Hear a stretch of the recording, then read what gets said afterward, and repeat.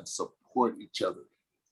After we do that, then all of us can grow. And until we do that, we're stuck, man. Yes. We're just stuck, you know? And remember this, it's a golf thing.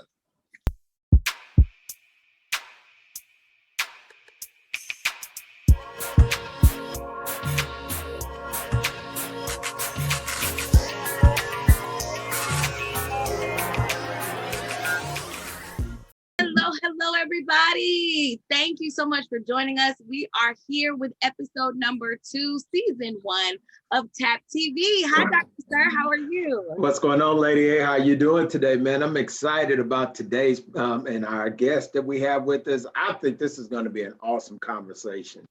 Me too. Aside from the fact that it is a beautiful day, we are above ground. We are a part of one of, I think, the dopest organizations around. Shout out to the Abolitionist Pledge. Woo! We gotta get like a live band so we have like a no. Welcome to the TAPTV couch.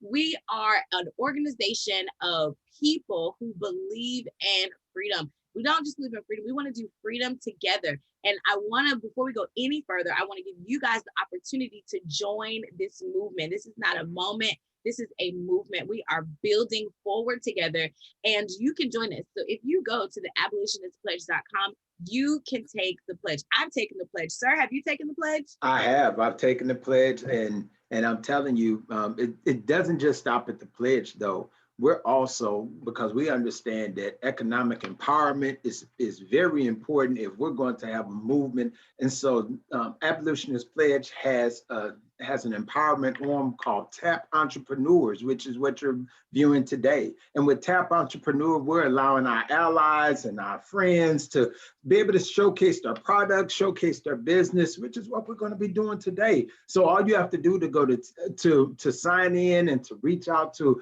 our exec staff is to go to tapentrepreneur.com. All one word, tapentrepreneur.com. Send them an email and reach out to you, and we'll bring you onto the couch so you can have these conversations just like you're going to experience today. Yes, and I think that we have increased this number, but to date, guys, we're brand new at inviting vendors on. We have over 20 vendors. How amazing is that? 20 vendors who have taken the pledge, who see the importance of what we're doing. And listen, if you don't have a business, you can still be a part of this movement. With all the things that are going on in our world today, we have got to be united on ending the effects of racism. Well, this is the machine, the mechanism, the organization that is going to do that. So please be sure, if you're an entrepreneur, visit tapentrepreneurs.com. If you want to join in, if you want to be a supporter, if you want to be even an ally, you can go to the abolitionistpledge.com. Take the pledge. I'm telling you, it will change your life. It's a great way to plug in. So I am ready for this interview. Yes, ready to bring. Awesome stuff. So before we go any further, for our newcomers, Dr. Sir, why don't you introduce yourself and let everyone know who you are? So I am Dr. Sir, otherwise known by Saint Rice, and so I hail from the city of St. Louis. And right now I am the CEO and visionary of No More Hiding Ministry, which focuses in with working with men. We create these authentic spaces where men can have safe conversation, move from the place where they are to get back in relationship with their creator. And as we get in relationship with our creator, we understand that God has a way of doing great things in our lives. And so we don't have to be in hiding. Any brother out there that's listening, feel free to join us. NoMoreHiding.com. Right? Awesome. And I am Avery, Lady A Global Atkinson. Lady A is totally fine. You can find me across all social media, ladyaglobal.com. I do tons of things. You can find out all about it online. I'm ready to get into this interview. So we have a very special guest. I know you guys see Dr. Sir and I like itching to talk to him. It's because he's amazing. And so today, we have the founder, the visionary, the president, the all things amazing of the GOLFTHING clothing company. Yay, Derrick Crouch, how are you? I am truly blessed, highly favored by the best. And I really thank you guys for inviting me to your show. You know, I'm really excited about it, and at the same time about meeting every last one of you all. Yes, sir. Great.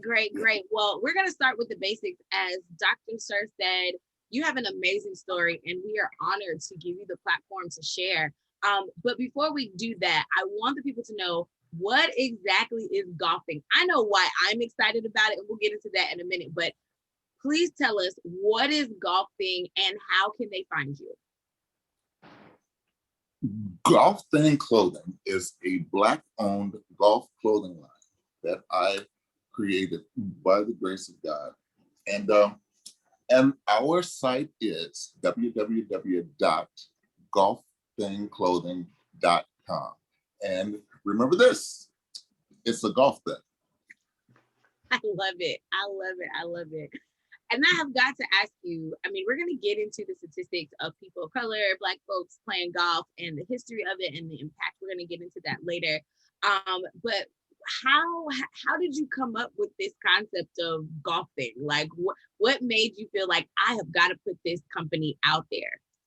Well, first of all, I have always been an avid golfer. I mean, I love the game of golf. And I used to be the personal chauffeur of this guy here in St. Louis. And I saw this guy grow into $1 billion business, right? I was his personal chauffeur for 31 years, and I worked very close to him and also into his team and his customers as well.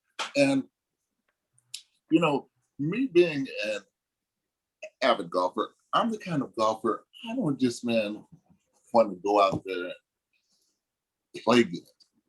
I want to look good as well. So I will never forget this, man. This particular day, I was out playing golf and I was looking at the attire and, everything just looked so repetitive.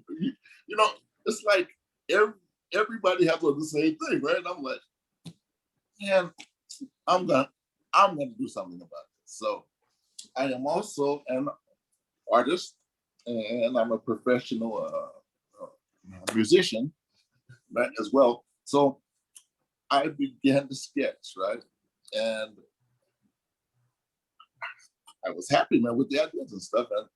And then I later met this guy up in New York who was affiliated with a manufacturing company in China. So I had a few things at that company made. Then I got involved in a PGA trade show, and it was in Orlando. Now, I gotta share this testimony, boy, because I knew it was nothing but God, right? I go into the boys' room, right? And I come out, and at the PGA show, everybody has their booth, everybody has their stuff on display, So I passed this booth, and man, I'm looking at this gear, and I'm like, wow. I mean, everything just looked like tada, right?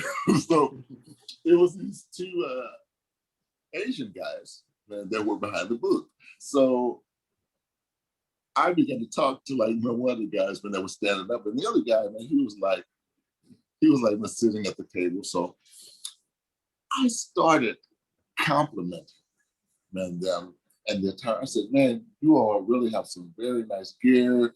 I mean, it's just very nice. And I was also sharing with him maybe some of my marketing strategies to make at the PGA show. So the guy who was at the table, he was listening at the conversation, and he says, hey, how come you and I don't go across the street and have some lunch and a glass of wine? I said, sounds good to me, right? So I told my team, I said that I'm going across the street, man, and I'm going to talk to this guy. That guy was the president of this huge manufacturing company making Vietnam. When he told me that, I immediately said, man, I have been trying to make a connect like this forever. Because now, since you and I are connected, I have totally eliminated the middleman. And he said, you're right, Derrick. He said, I guess it's fate, right? I said, me too. And you know what? I am going to fly to Vietnam. Oh yeah. Oh yeah, the brother made that American Gangster move, right?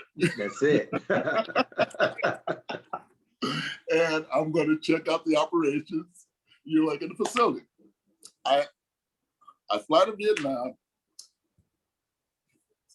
I mean, I was like being treated royalty, man. Like he set me up, man, in a 5-star hotel. Man, he had his room, man, man, next to mine.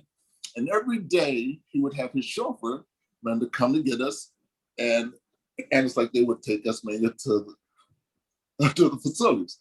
Now he owns 4 manufacturing companies in the North and in the South, in Vietnam, right? So now I am in an amazingly awesome in your position. Man, I wouldn't care who the company was. I don't care, man, like how big the order is. You give me your order, I make a call, it's happening. Just like that. By the grace of God, when that wasn't nothing but God, man. He is just blessing our brother tremendously, man. And man, I am just trying to be the man of God that I'm supposed to be. And I'm here, man, to help support Black business. Man, we really need to come together and to learn, man, how to love and support each other. After we do that, then all of us can grow. And until we do that, we're stuck, man. Yeah. We're just stuck, Yeah, man, that is awesome. The fact of, just how God puts us in position, right? Yes. And so he connects us. So you went from being a chauffeur for a billionaire, right? To now being chauffeured and being moved into your place of power. Man, that's awesome. That's how it works, isn't it? Yes, sir. Yes, sir. One of the things that caught my attention was on your website, you have keep your eye on the ball, and there is a really huge focus about empowering the community. Can you share just a little bit more with us about that? Oh, man. Well, me and me being mega Black man. You know where I came from. I came from the hood, right? Yes. And I've seen some pretty ugly stuff, man, growing up. And I've always, man, you have that mentality of what can I do? What can I do to help it? What can I do to change it? So I've actually been going into the public schools. I've been having meetings, man, with the principals, because I have a mentoring program that I really want to submit to the schools to help our children. Because, man, we have to look at this. Our children are the future. And if we can do anything, man, to help them to grow and to expand, it's a great thing. And if not, I always, man, say this. If you are having the same behavior, you're going to have the same results. And nothing changes.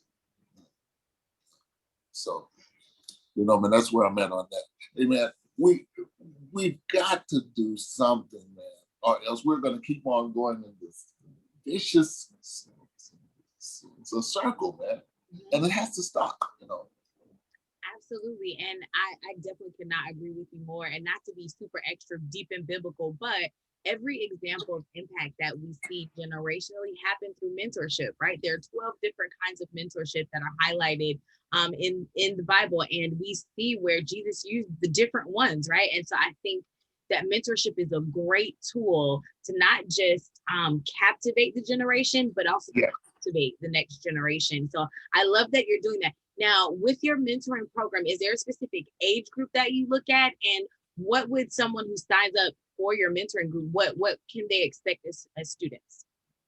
Well, no, actually, man, there's like, no particular ages, because I actually have like a brother, and that's a school teacher, right, in the public schools. He's actually dealing with the high school students. Man, there's some of them, man, that who cannot even read and they can't even write. So the age thing, no, that is like of man, no importance at all, mate. And I also used to do foster care, like in my home, and I've had over 20 boys come through my house, but it was something that I always like maybe wanted to do. And man, I saw those boys become men, and they turned out to be maybe good men. They're smart and they're productive and they're having really great lives, and they still call me dad, right? You do it too, right? And man, I would really like to do that, man, like on a bigger scale. That's just your servant's heart is just it's so apparent right now, and how that servant heart has opened up many doors for you. And so I want to talk a little bit about GOLFTHING and the clothing line. We really want to take some time to highlight your business and what you're doing with your business. So I guess the first thing that I want to ask is, tell us about your clothing line. Tell us about what people can expect when they partner with you. Okay, well, first of all, I do not believe in being in the norm. I always want to step outside the box, right? And man, I have been really getting a lot of great compliments, maybe from men and from women, that on my designs. And I am actually like a designer. I design like all the men's. And I have actually, like I had a female who was like me, you're doing all the female stuff, but it's like she's gone to glory. So it's like now I'm looking for like a new person, right? Okay. But I have this concept, make up the designs. I just want them to be, man, when you're different, man, I want them to be fun. I want you to feel good, man, when you have it on. Man, and of course, I want you to look good, right? And I want to be excited. That's what, to me, man, what like GOLFTHING is about. It's about, man, being out there, man, looking good, playing good, and having fun, and feeling good about me. The attire that you have on, right? Yes, I love that. And I think the other part that really makes your story amazing is that you're naturally a creative. And as a fellow creative, being able to have opportunities and lanes to pour your creativity in, whether you're playing music, whether you're designing, it is such a gift to not have to cut your creative brain off for 9 to 5 and then try and cut it back on. Man, I've done that. That is not where it's at. I am so thankful that you have found a way for you to just be creative in your own lane and to do your passion work, do your legacy work, and it not interrupt your day to day. I love that. Is such a gift to be able to live out your passion in real time. And I'm sure the way the Lord has been hooking you up, I am sure He's going to send you the very perfect fit to do the female line. I'm absolutely, we're just claiming that already. We'll have to have you both back on the show when she shows up. Amen. Amen. Hey, I would also maybe like to do something, maybe for all you guys. I want you all to send me an email. I want you to go on the site. I want you to pick out something you like, and I would love to send it to you guys, and also to have you represent, right? Yes, I would be happy Okay. to. I would be happy to. I have a question. If we can turn the conversation just a little, Okay. Okay. because I think one of the important things, excuse me, about having these dialogues are talking about the good, bad, and the ugly, right? I would like for you to kind of speak to how the history of golf has played into you as a Black owned business within the golf industry. I know maybe it was the end of 2020. We'll escape the names, so we'll stay out of the legal stuff. But there was a gentleman who was working as one of the VP for the PGA Tour. I'm sure you know this story. And he obviously ended up being fired because he didn't do a deal. And it kind of was a big thing. And he was highlighting how behind the scenes, it's not so great for people of color within the golf industry. And he was just saying, like, everybody puts on a face and they keep going with it because Black people love the game of golf, but they aren't always celebrated behind the scenes. And there's kind of a lot of microaggressions, like you're not always invited to the dinners afterwards and the things of that nature. And you're not really a part of the conversation. And so he's since then left, and now he works with the NBA, I think.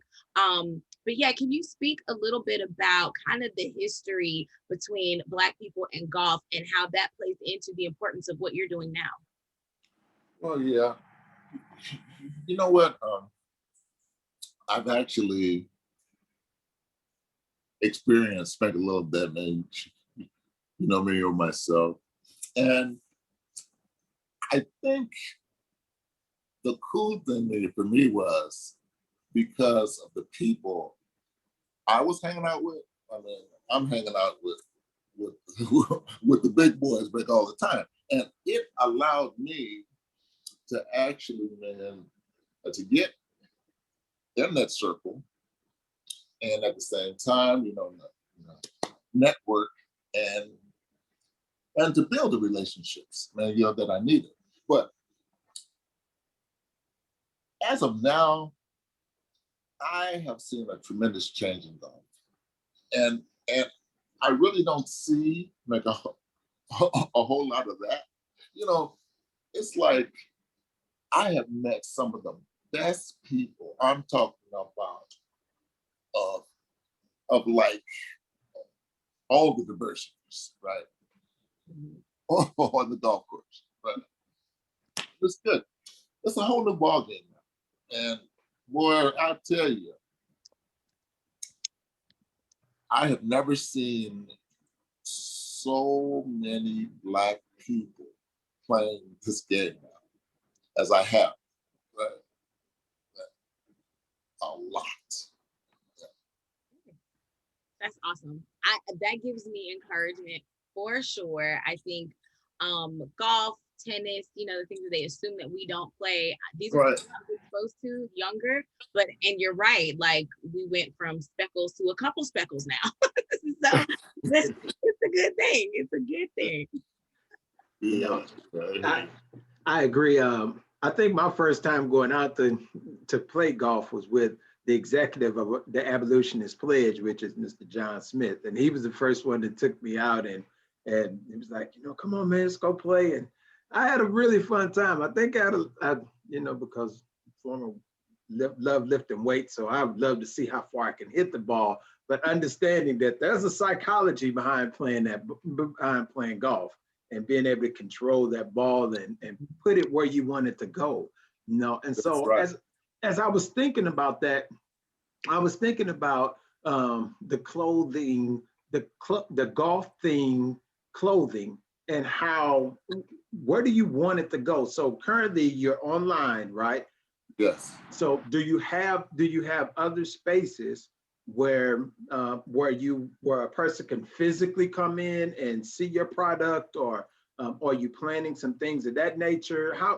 Where are we looking at for the future? Maybe the next 1 to 5 years for golf. Okay. Golf themed clothing. Okay. Well, here's what happened in the beginning, like of the opening. Everything was going fine. Everything was moving, forward.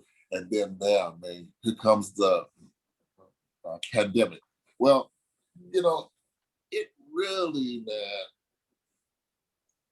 diminished a whole lot of the sales of everybody, right? you know, and all of us are trying to like readjust and everything. But the thing that I've got going on now is I have a very good team, and I feel very confident about everything now. And and I mean, your things are going to move. Man, they're going to move forward. But I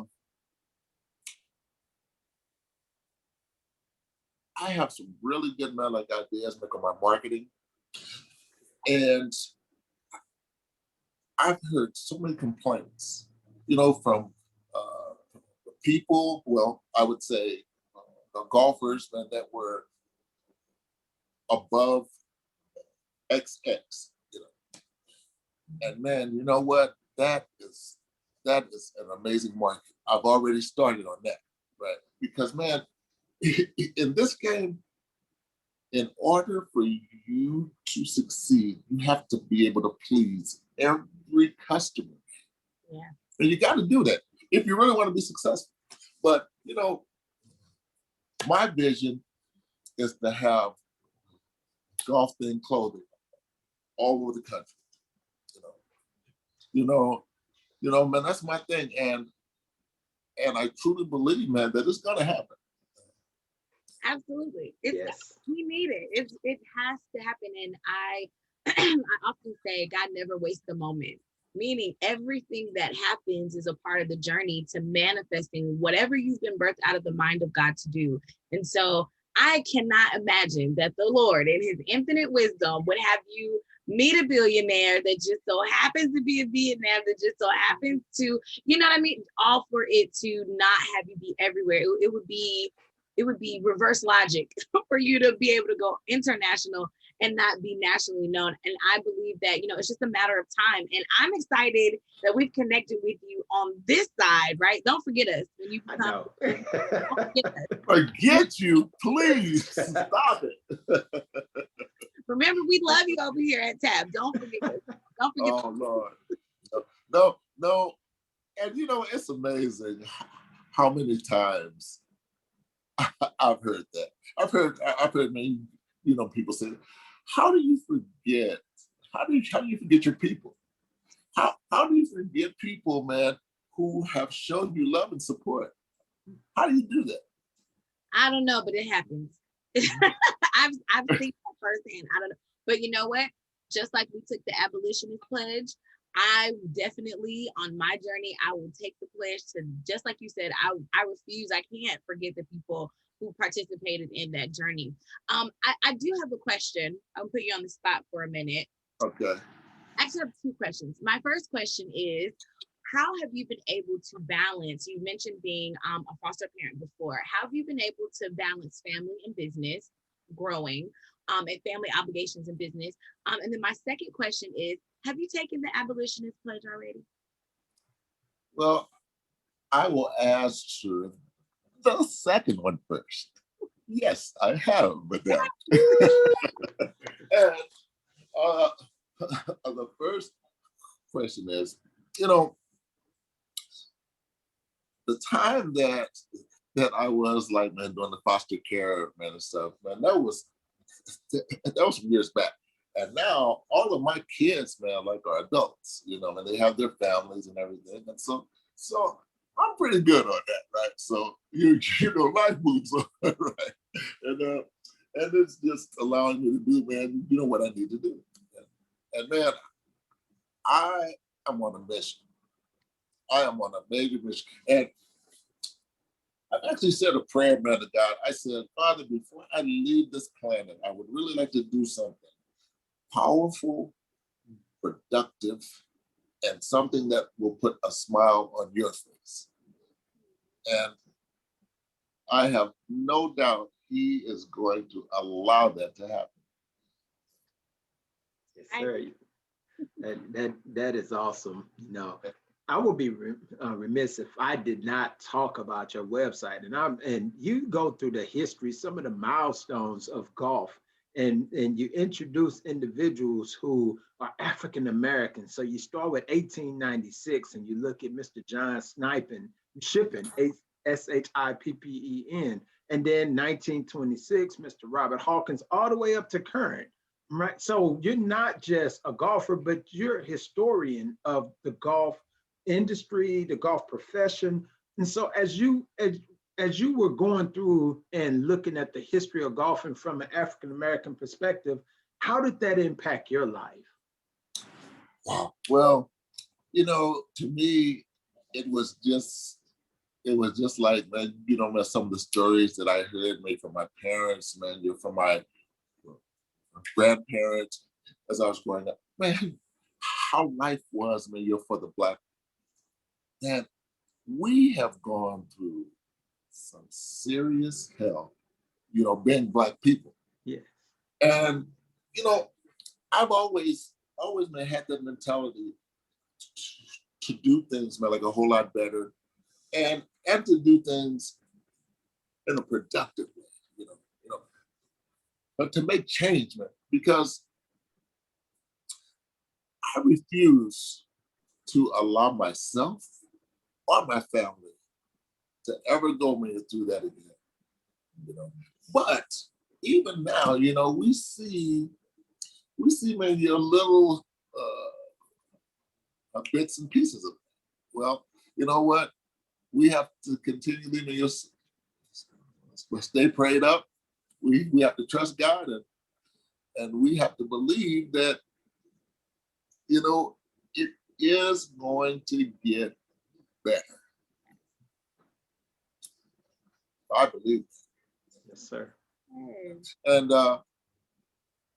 I do not believe that God has allowed me to come here this far to fail. I don't believe that. He has a major mission maybe for me, and I'm going to keep my eyes on the prize. Yes, and we love it. We love it. You keep your eye on the prize, and we're going to keep our eyes on you. This has been such a great interview, Dr. Sir. OMG, did you know it was going to be this good? No, not at all. And I kind of, as I was doing some research on Mr. Crouch, and just really, I said, man, I'm looking forward to this one. So I woke up extra early just so I can make sure that I didn't miss this opportunity. So thank you for joining us on the Top Entrepreneur Couch, and thank you for joining the Abolitionist Pledge also, sir. It's been a delight for me to meet you. And you know what? I really appreciate you guys inviting me to come on, man. I really do. Absolutely, absolutely. Guys, this is my least favorite part of the interview, okay? If you guys are watching, you will see my energy go all the way down, because now, although we'll probably continue to talk to Mr. Crouch offline, we're going to end the interview. Unfortunately, we have so many more people to bring to you, and we want to respect you guys' time and also Mr. Crouch's time, because we know that he's super busy. But listen, if you did not hear anything else today, actually, I hope you took a couple of things. I hope you took the fact that he kept going and he started out as a driver and now he's being driven. I hope that just resonated all sorts of wonderfulness with y'all. Secondly, I hope you all heard that he has kept going. Even in a pandemic, he has not given up, and God has continued to show up for him. And lastly, I hope you heard his heart for the community. I think it's so important that whether you're an entrepreneur or whether you're a student, you find your voice in the community. How can you link and move our community forward? And if you're not sure of how to do that, one of the ways is joining the Abolitionist Pledge. You can be a part of uniting to end and abolish racism here in this country. We're doing some amazing things, guys. You want to go to the abolitionistpledge.com. You want to sign up. You want to take the pledge. Make sure you leave your email there so we can continue to keep you involved with what's going on. And if it's laid upon your heart, $1. A $1 donation can make all the difference. So again, thank you so much, Mr. Crouch, for joining us. It's been such an honor to have you on the show. You are a wealth of knowledge and wisdom, and I really could just talk to you all day, But again, I don't want to commandeer your time. So thank you so much for joining us. And again, guys, this has been TAP TV. If you're an entrepreneur and or a vendor and you want to get your items seen online across multiple platforms in front of thousands of eyes, you also can sign up for that. You can sign up at TAP Entrepreneurs, that's TAP Entrepreneurs.com, and you can actually register right away to get your products or services seen online to our group. So you guys have an amazing rest of your day. Thank you all for joining us. Dr. Sir, did you have any closing words? Nothing at all. Just remember, one thing I learned is your blessing is not just here in the US. Your blessing could be across the ocean. So trust God.